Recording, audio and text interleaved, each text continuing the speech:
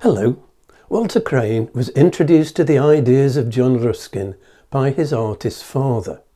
He completed a 3-year apprenticeship as a wood engraver with William James Linton, which brought him into close contact with the work of the leading artists of the day, including the Pre-Raphaelites and their followers.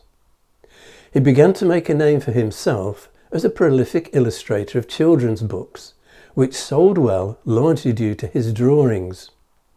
His style was influenced by Japanese woodcut prints, newly available in the West after the opening of Japan to international contact in the 1850s, following 2 centuries of self-imposed isolation. Walter Crane's innovative illustrations for children's books, characterised by flattened forms, sharply defined outlines and a limited palette, proved trend-setting.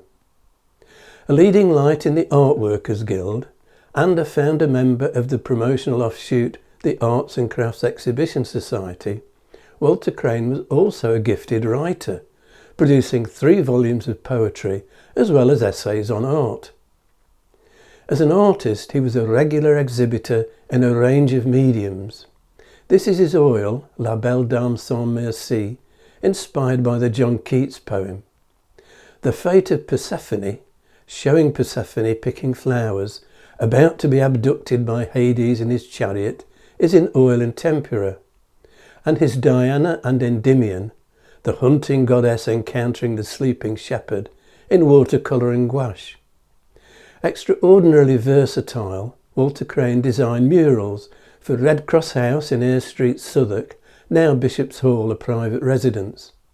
He produced pottery and tile designs for Wedgwood, Pilkington and Moore and Company, designs for metalwork, and for wallpaper and patterned ceiling papers, including more than 50 designs for Jeffrey and Company, who also printed William Morris designs.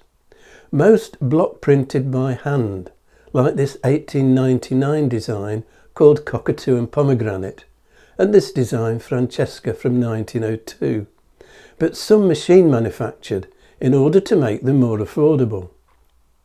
He also produced designs for textiles, initially embroidery for the Royal School of Needlework, and later designs for woven fabrics and for printed cotton dress material, and designs for stained glass windows. His work with stained glass began with a commission for what is now the Georgian Cathedral of the Nativity, Upper Clapton, London.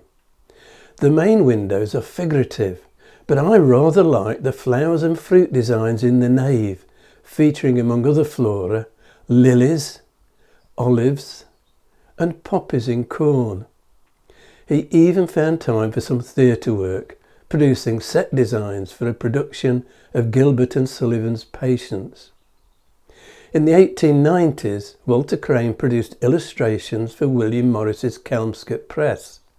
This is the 2nd edition of The Story of the Glittering Plain, a fantasy novel by William Morris, with woodcut illustrations by Walter Crane, which he supplied on a profit-sharing basis.